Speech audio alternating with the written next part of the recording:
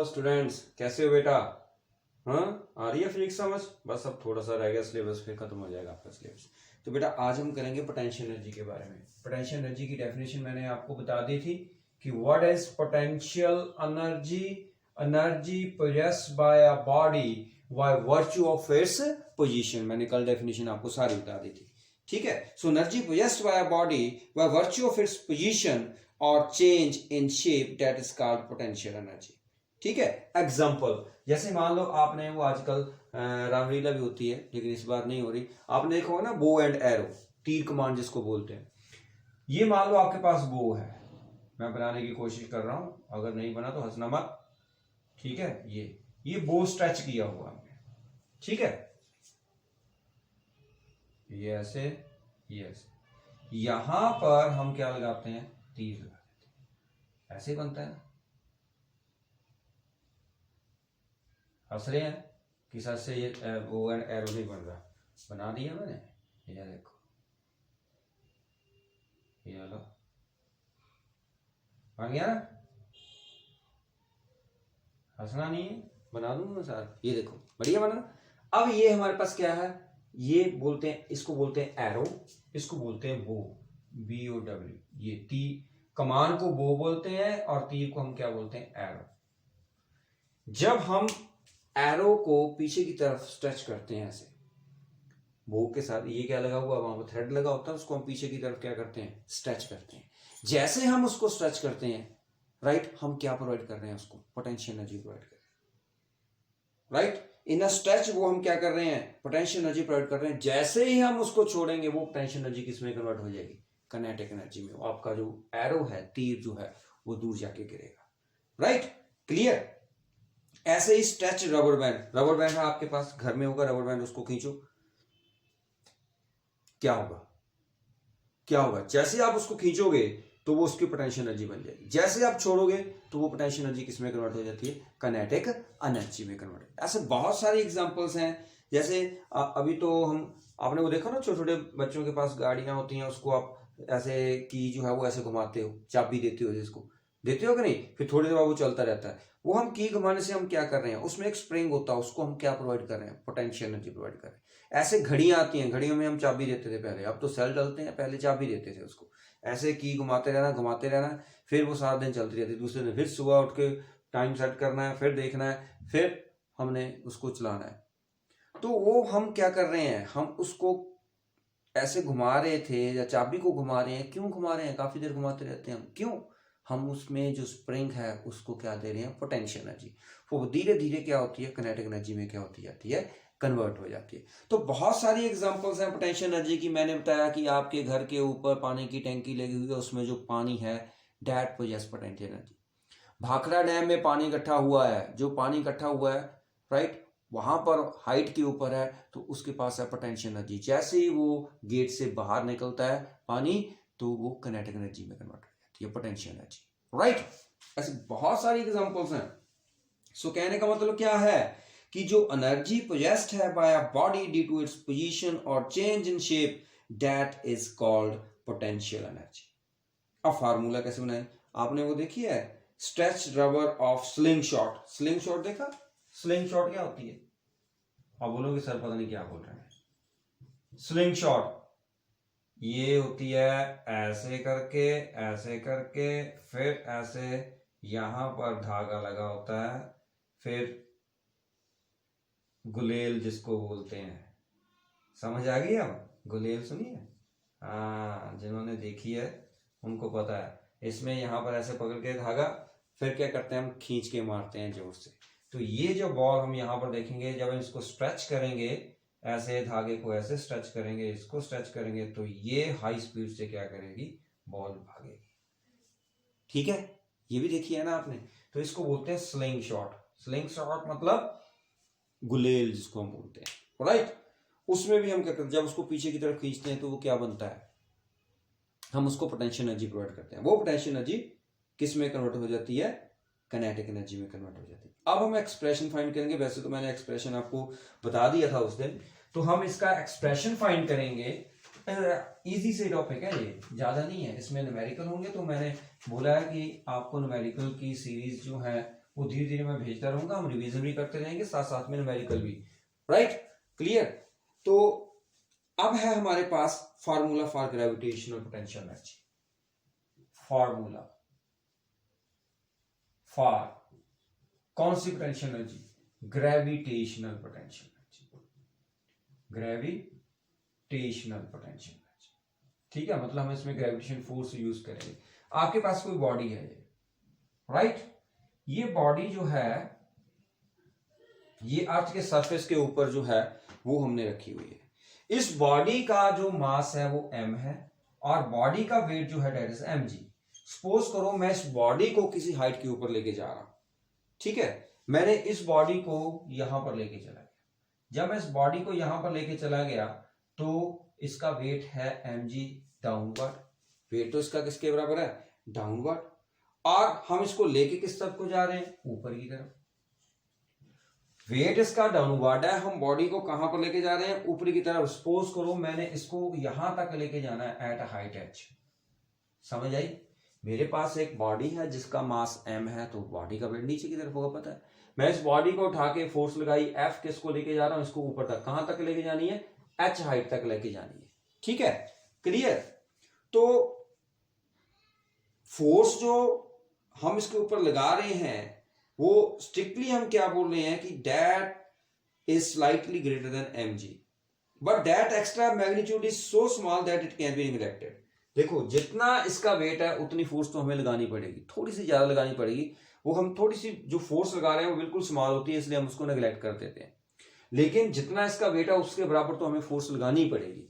ये तो आपको पता है ना कि अब जितना इसका वेट है, मान लो ये है, मान लो इसका 50 किलो वेट है, तो हमें इसको उठाने के लिए नियर अबाउट उसके बराबर फोर्स तो लगानी पड़ेगी कि नहीं? Yes. So work done by the force, work done किसके बराबर होता है? वर्क डन होता है F इंटू एच।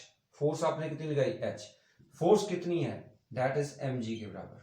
वही है, फोर्स किसके बराबर है? mg के बराबर। तो आपका वर्क डन जो है वो किसके बराबर हो गया? क्योंकि मैंने क्या बोला कि ये फोर्स जो है ये हमें इसके बराबर लगानी पड़ेगी, mg के बराबर, तभी बॉडी ऊपर जाएगी, अदरवाइज जाएगी नहीं। अगर हमारी फोर्स इस वेट से कम है तो बॉडी उठेगी नहीं हमसे। तो वर्क डन क्या होता है? अब हम बॉडी को किस तरफ को लेके जा रहे हैं? ऊपर की तरफ। कितनी हाइट के ऊपर? h की तरफ। फोर्स मैं किस तरफ को लगा रहा हूं? ऊपर की तरफ, राइट। कितनी डिस्टेंस तक? h तक। तो मैंने क्या बोला? वर्क डन क्या होता है? Force into distance. फोर्स कितनी है? F, डिस्टेंस कितना है? h। तो हम क्या लिख देंगे? फोर्स किसके बराबर है? mg। तो ये बन गया mg h, इतना ही। लेकिन जब आप +1 में आओगे तो इसमें एक्सप्रेशन जो है वो थोड़ा सा चेंज हो जाएगा। मैं कराना तो चाहता था लेकिन नहीं, वो आपको अभी समझ नहीं आएगा। ठीक है, तो हमारे पास ये है, ये जो वर्क डन है that is stored as potential energy of the body. मैं इस पेन को उठा रहा हूं, मैंने यहां पर रख देना है, मान लो सपोज करो, तो मैंने जो वर्क डन किया वो इस पेन को उठाने के लिए जो वर्क डन किया वो इसकी पोटेंशियल एनर्जी में क्या हो गया? स्टोर हो गया। जैसे ही मैं इसको छोड़ूंगा तो वो क्या होगा? वो पोटेंशियल एनर्जी जो है वो काइनेटिक एनर्जी में कन्वर्ट हो जाएगी। Got it? तो ये है हमारे पास पोटेंशियल। तो पोटेंशियल एनर्जी का एक्सप्रेशन आपको पता चल गया। So on what factor potential energy depends? Mass of the body, height from the ground, and g. What is g here? That is acceleration due to gravity. क्या बोलते हैं इसको?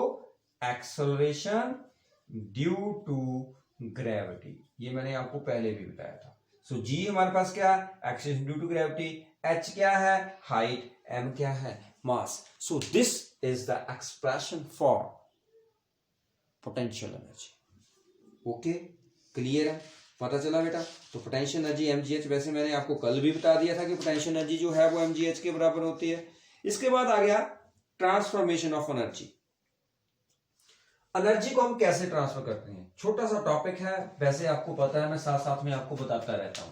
ट्रांसफॉर्मेशन ऑफ एनर्जी मतलब energy को हम transfer कर सकते हैं। किस किस ढंग से हम ट्रांसफर कर सकते हैं? Transformation, TAR, transfer MATI, transformation of energy. Energy को हम ट्रांसफॉर्म करते हैं कैसे? ट्रांसफॉर्मेशन ऑफ एनर्जी, देखो ध्यान से सुनना। हमारे पास डिवाइस है फैन, सभी के घर में लगा, देखो ऊपर लगा हुआ फैन। उसमें इलेक्ट्रिक एनर्जी किस में कन्वर्ट हो रही है? काइनेटिक एनर्जी में। इलेक्ट्रिक एनर्जी किस में कन्वर्ट हो रही है? किनेटिक एनर्जी में। बल्ब में भी क्या हो रहा है? इलेक्ट्रिक एनर्जी किस में कन्वर्ट हो रही है? लाइट एनर्जी में। एक में इलेक्ट्रिकल एनर्जी किस में कन्वर्ट हो रही है? किनेटिक एनर्जी में। बल्ब में इलेक्ट्रिक एनर्जी लाइट एनर्जी में कन्वर्ट होती है, लेकिन जो हमारे पास इलेक्ट्रिक हीटर हैं, गीजर हैं, उसमें इलेक्ट्रिक एनर्जी किस में कन्वर्ट होती है? हीट एनर्जी में। आपके घर में म्यूजिक सिस्टम है, उसमें इलेक्ट्रिक एनर्जी किस में कन्वर्ट हो रही है? साउंड एनर्जी में, राइट। वाटर पंप है, उसमें अगर आप इलेक्ट्रिक एनर्जी लगाते हो तो वो पानी की किनेटिक एनर्जी में कन्वर्ट कर देता है। सेल में केमिकल एनर्जी इलेक्ट्रिकल एनर्जी में कन्वर्ट होती है। माइक्रोफोन है, मोबाइल में माइक्रोफोन है, राइट, वो माइक्रोफोन क्या कर रहा है? वो साउंड एनर्जी को इलेक्ट्रिकल एनर्जी में कन्वर्ट कर रहा है। लाउड स्पीकर क्या कर रहा है? वो इलेक्ट्रिकल एनर्जी को साउंड एनर्जी में कन्वर्ट कर रहा है। टेलीविजन क्या कर रहा है? वो इलेक्ट्रिकल एनर्जी को साउंड एनर्जी, लाइट एनर्जी में कन्वर्ट कर रहा है। कार में क्या हो रहा है? केमिकल एनर्जी पेट्रोल से जो आ रही है, डीजल से जो आ रही है, वो मैकेनिकल एनर्जी में कन्वर्ट हो रही है। ऐसे ही सोलर सेल है, सोलर सेल में सन की एनर्जी जो है, जिसको हम सोलर एनर्जी बोलते हैं, वो इलेक्ट्रिकल एनर्जी में कन्वर्ट होती है, राइट। जनरेटर है, जनरेटर को हम घुमाएंगे, इलेक्ट्रिसिटी प्रोड्यूस होगी। इसका मतलब जब हम जनरेटर को घुमाते हैं तो मैकेनिकल एनर्जी किस में कन्वर्ट हो रही है? इलेक्ट्रिकल एनर्जी में। सो बहुत सारी चीजें हैं। जो माइक्रोफोन है वो साउंड एनर्जी को इलेक्ट्रिकल एनर्जी में कन्वर्ट करता है। क्लियर? समझ आ गई? हाँ, वेरी गुड। तो बहुत सारे हमारे पास यहाँ पर पॉइंट्स हैं, जैसे विंड एनर्जी जो है वो भी हम मैकेनिकल एनर्जी में कन्वर्ट करेंगे, फिर वो मैकेनिकल एनर्जी किसमें? इलेक्ट्रिकल एनर्जी में। आपने देखा होगा वो बड़े बड़े हमारे पास क्या होते हैं? विंड मिल्स होती हैं। विंड मिल्स सुना ना आपने, कि वो हवा से घूमती हैं, हवा से घूमने के साथ साथ वो टरबाइन को घुमाती हैं, टरबाइन में जो कॉइल है उसको घुमाती हैं। उससे क्या होता है? हमारे जो जनरेटर में जो कॉइल होती है उससे इलेक्ट्रिसिटी प्रोड्यूस होती है। तो इसका मतलब विंड एनर्जी को हम पहले मैकेनिकल एनर्जी में कन्वर्ट करते हैं, फिर वो मैकेनिकल एनर्जी किस में कन्वर्ट हो जाती है? किनेटिक एनर्जी में। मतलब डिफरेंट फॉर्म को हम डिफरेंट फॉर्म में क्या कर सकते हैं? कन्वर्ट कर सकते हैं। मैंने इतनी सारी बातें आपको बता दी, ठीक है। आपने इसको फिर पीछे, थोड़ा पीछे करके फिर देखना मैंने क्या क्या बोला, किसमें किस कौन कौन सी एनर्जी कन्वर्ट हो रही है। अब आ गया हमारे पास law of conservation of energy. ये भी आपने पढ़ा है, law of conservation of energy. ये क्या बोलता है? Write down energy can, according to this law, energy can neither be created, NEITHER, neither be created nor be destroyed, but it can be converted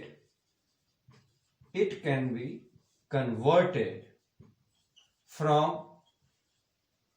one form to another form.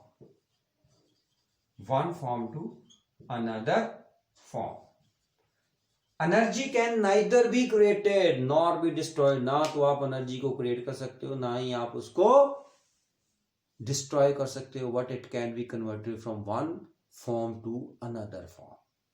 एक form से आप दूसरी form में इसको क्या कर सकते हो? कन्वर्ट कर सकते हो। This is the law of conservation of energy. Energy can neither be created nor be destroyed, but it can be converted from one form to another form. Clear है? पता चला? वो क्लियर हो गया बेटा? हमारे पास जैसे सपोज करो हम कोई भी बॉल ड्रॉप करते हैं हाइट से, राइट, तो उसमें क्या होती है? पहले उसकी पोटेंशियल एनर्जी होती है, फिर वो काइनेटिक एनर्जी में कन्वर्ट कर जाती है, ठीक है कि नहीं? तो हमारे पास मैकेनिकल एनर्जी क्या होती है? What is mechanical energy? कई बार पूछ लेते हैं मैकेनिकल एनर्जी क्या होती है। Mechanical energy, MECHANICAL, mechanical energy जो है that is the sum of kinetic energy plus potential energy. इसको मैकेनिकल एनर्जी बोलते हैं। मैकेनिकल एनर्जी हमेशा कंजर्व होती है। Kinetic energy plus potential energy हमेशा क्या होती है? कंजर्व होती है। जब हम किसी भी बॉल को ड्रॉप करते हैं या हम नीचे से ऊपर की तरफ फेंकते हैं तो उसमें मैकेनिकल एनर्जी कंजर्व होती है। ऐसे ही हमारे पास एक वर्क एनर्जी थ्योरम है। वर्क एनर्जी थ्योरम क्या कहती है कि चेंज इन किनेटिक एनर्जी जो है वो वर्क के बराबर होती है। कई बार पूछ लेते हैं व्हाट इज वर्क एनर्जी, ये नोट कर लिया आपने? सिंपल है, energy can neither be created nor be destroyed, but it can be converted from one form to another form. जैसे सपोज करो हमने स्विच को ऑन किया, इलेक्ट्रिक एनर्जी फैन में, आप बोल रहे हो कि सारी की सारी मैकेनिकल एनर्जी में कन्वर्ट हो जाएगी। जब हम फैन को ऑन करते हैं बेटा, तो स्विच को ऑन किया, फैन चल पड़ा, तो इसका मतलब सारी की सारी इलेक्ट्रिक एनर्जी फैन को घुमाने में चलेगी? नो, फैन को हाथ लगा के देखना बंद करके, गर्म होगा। इसका मतलब कुछ हीट एनर्जी में भी कन्वर्ट हो रही है। फैन में साउंड भी आ रही है थोड़ी बहुत, इसका मतलब साउंड एनर्जी में भी कन्वर्ट हो रही है। पूरी की पूरी इलेक्ट्रिकल एनर्जी मैकेनिकल एनर्जी में नहीं कन्वर्ट हो रही है, वो हीट एनर्जी में भी कन्वर्ट हो रही है, वो साउंड एनर्जी में भी कन्वर्ट हो रही है, राइट, वो मैकेनिकल एनर्जी में भी कन्वर्ट हो रही है। ऐसे जब हम बल्ब को ऑन करते हैं, सारी की सारी इलेक्ट्रिकल एनर्जी लाइट एनर्जी में कन्वर्ट नहीं होती। आप बल्ब को हाथ लगा के देखना, बाद में स्विच को ऑफ करके बल्ब को हाथ लगा के देखना, वो गर्म होता है। इसका मतलब वो इलेक्ट्रिकल एनर्जी एक हीट एनर्जी में भी कन्वर्ट हुई है और लाइट एनर्जी में भी कन्वर्ट हुई है। इसका मतलब आपकी जो एनर्जी है वो डिफरेंट फॉर्म में क्या हो रही है, ट्रांसफॉर्म हो रही है, right, clear. It can be converted from one form to another form. Energy can neither be created nor be destroyed, but it can be converted from one form to another form, right. अब मैंने क्या बताया, work energy theorem. छोटे छोटे topic है आज, क्योंकि आज मैंने चैप्टर आपका कंप्लीट कर देना है, ठीक है। फिर इसके न्यूमेरिकल्स रहेंगे, न्यूमेरिकल धीरे धीरे आपको मिलते जाएंगे, शोर नहीं करना है ना। Work energy theorem, work energy theorem. Work energy theorem क्या बोल रहा है? ये बोल रहा है कि जो वर्क होता है that is equal to change in kinetic energy. Work किसके बराबर होगा? Change in kinetic energy. W मतलब वर्क। वर्क जो है that is equal to change in kinetic energy. कई बार इसको ऐसे लिख देते हैं, W that is equal to delta K E. Delta K ई का मतलब क्या है? डेल्टा का मतलब change in kinetic energy. But आपने ये याद रखना, वर्क एनर्जी थ्योरम क्या बोल रही है कि चेंज इन काइनेटिक एनर्जी किसके बराबर होती है? वर्क के बराबर होती है। Okay, clear. इसको बोलते हैं वर्क एनर्जी थ्योरम। उसके बाद बेटा आगे हमारे पास पावर। ये छोटे छोटे टॉपिक हैं, इनको नोट कर लेना आपने, ठीक है। अब है हमारे पास पावर। पावर क्या होती है? Rate of doing work. Power, इसको हम क्या बोलते हैं? It is defined as, it is defined as the rate of doing work। किस रेट से आप काम कर रहे हो, that is known as power। rate of doing work, इसको हम क्या बोलते हैं? power। या rate at which work is done by the machine, ठीक है। The rate of doing work या rate at which work is done by the machine, that is known as power. और पावर का फॉर्मूला क्या होता है? Power that is equal to work upon time. क्या formula इसका? वर्क अपॉन टाइम, ठीक। Power जो है that is a scalar quantity. ध्यान से सुना, स्केलर क्वांटिटी है। पावर क्या है? Scalar quantity, right. उसके बाद क्या पॉइंट है कि जो पावर का यूनिट है एसआई यूनिट, पहले हम करेंगे एसआई यूनिट। एसआई यूनिट जो पावर का है that is what, WATT। Bigger unit 1 kilowatt, इसको W के साथ में 1 किलोवाट 10⁻³ वाट के बराबर होता है। उसके बाद 1 मेगावाट आ गया, दैट इज इक्वल टू 10⁻6 वाट, ठीक है। फिर हमारे पास आ गया हॉर्स पावर, HP। क्या बोलते हैं इसको? Horsepower. So 1 horsepower जो है दैट इज इक्वल 746 वाट। ये भी आपको पता होना चाहिए, पता होगा आपने, 8th में पढ़ा होगा आपने। अब क्वेश्चन आता है डिफाइन 1 वाट। डिफाइन 1 वाट। 1 वाट को आप कैसे डिफाइन करोगे? पावर वर्क का यूनिट क्या होता है? 1 जूल। टाइम का क्या होता है? Second. So power is said to be 1 watt. मैं डेफिनेशन लिख रहा हूं, 1 वाट की definition. Power is said to be, SAID, said to be 1 watt, 1 watt if 1 joule of work, 1 joule of work is done in 1 second. Power is said to be 1 watt. ये watt के बराबर कब होगा? When 1 joule of work is done in 1 second. This is very important definition. कई बार आ जाता है कि define 1 watt. So 1 watt क्या है? That is the unit of power. SI unit of power. So power is said to be 1 watt if 1 joule of work is done in 1 second. Work का unit क्या होता है? जॉल. Time का होता है second. अगर 1 यहाँ पर कर दूं, 1 यहाँ पर कर दूं, तो 1 joule of work is done in 1 second. That is 1 watt. Clear है? तो समझ आई बेटा? Very good. अब हमारे पास power in terms of energy. देखो ये छोटे फार्मूलाज जो है इनको आपने याद रखना है. Power in terms of energy, ये भी देख लेना. Power in terms of energy. Power in terms of energy. ये जो बातें हैं ये आपको पता नहीं बुक में आपके मिलेंगी या नहीं मिलेंगी, लेकिन आपने ये नोट करनी है. Power in terms of energy. तो पावर क्या होती है? Work upon time. वर्क क्या होता है? एनर्जी. सो पावर जो है उसको हम एनर्जी अपॉन टाइम भी लिख सकते हैं, क्योंकि एनर्जी क्या होती है? वर्क ही होती है, सेम ही यूनिट है. So power energy upon time. Clear है? तो ये हमारे पास क्या बन गया? रिलेशन बन गया.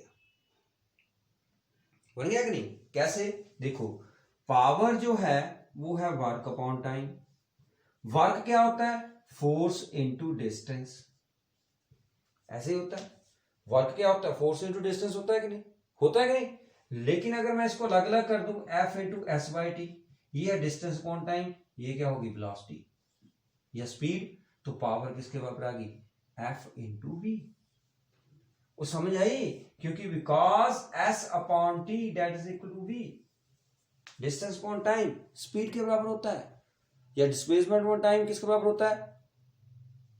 वेलोसिटी के बराबर. तो पावर किसके बराबर है? F into V. तो कितने सारे रिलेशन मैंने आपको बता दिए. देखो पावर जो है एनर्जी अपॉन टाइम भी होता है, वर्क अपॉन टाइम भी होता है, power F into S upon T भी होता है, पावर F इंटू वी भी होता है. ये सारे फॉर्मूलाज आपने याद रखने. क्लियर? अब क्वेश्चन आता है कि व्हाट इज 1 किलोवाट आवर. मैंने बोला था कि यूनिट किलोवाट आवर जो है that is the unit of energy. देखो किलोवाट आवर, कई बार बच्चे पता क्या बोलते हैं कि वाट तो सर ने बताया था हमें कि वाट जो है वो पावर का यूनिट है, तो किलोवाट भी उसका ही होगा, किलोवाट आवर. मैंने किलोवाट आवर तो नहीं बोला, मैंने किलोवाट बोला है, मैंने हॉर्स पावर बोला है, मैंने मेगावाट बोला है. ये बोलना पहले 1 वाट, फिर किलोवाट, फिर मेगावाट. स्टिल बिगर यूनिट भी है. हॉर्स पावर भी मैंने बोला. ये मैंने बोले हैं यूनिट. लेकिन अगर आपसे कोई पूछे कि, ये नोट कर लिया आपने? Okay very good. अगर आपसे कोई पूछे कि किलोवाट आवर जो है वो किसका यूनिट है? किलोवाट आवर पावर का है या एनर्जी का है? ये देखो 1 किलोवाट आवर, ये है 1 किलोवाट आवर. सो 1 किलोवाट आवर ये क्या है? That is the unit of energy, जिसको हम इलेक्ट्रिकल एनर्जी बोलते हैं. मैंने कल भी आपको बताया था कि 1 किलोवाट आवर किसका बराबर होता है? 1 यूनिट के बराबर होता है. जो हमारी एनर्जी कंज्यूम होती है, हमारा बिजली का बिल आता है ना, बिजली का बिल आता है ना, तो उसमें हम बोलते हैं कि इतने यूनिट जो हमारे कंज्यूम हो गए, इतने यूनिट जला दिया आपने, तभी आपका इतना बिल आया.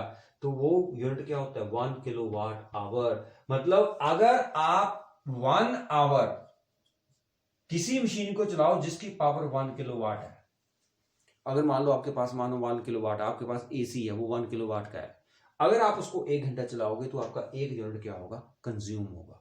तो 1 यूनिट क्या होता है? 1 किलोवाट आवर. मतलब 1 किलोवाट की मशीन अगर आप 1 आवर में चलाओगे तो. अब देखो मैंने इसको क्यों बोला कि एनर्जी का यूनिट है. आपको पता है कि एनर्जी जो है वो पावर इंटू टाइम है. एनर्जी किसके बराबर है? Power into time. देखो अभी मैंने रिलेशन बताया ना आपको, अभी रिलेशन बताया, तो उसके अकॉर्डिंग एनर्जी किसके बराबर है? पावर आई एनर्जी अपॉन टाइम, तो एनर्जी किसके बराबर? Power into time. मैंने बोला पावर है 1 किलोवाट किसी भी हमारे पास अप्लायंस की, कितने टाइम चलाया आप इसको, 1 आवर, तो किलोवाट आवर बन गया, 1 किलोवाट आवर बन गया। तो 1 किलोवाट आवर जो है ये क्या है, ये यूनिट ऑफ पावर नहीं है, ये यूनिट ऑफ किसका है, एनर्जी का। सो ध्यान में ये रखना है कि कभी आपसे पूछे कि 1 किलोवाट आवर और किलोवाट, 1 किलोवाट आवर ये एनर्जी का यूनिट है या पावर का, तो वाट सुन के पावर मत बोल देना एकदम से, आवर लगा है यहाँ पे। सो 1 किलोवाट आवर, कोई आवर बोलता है कोई इसको आर बोलता है, सो 1 kilowatt hour that is the unit of energy. समझ आई, वो पता चला।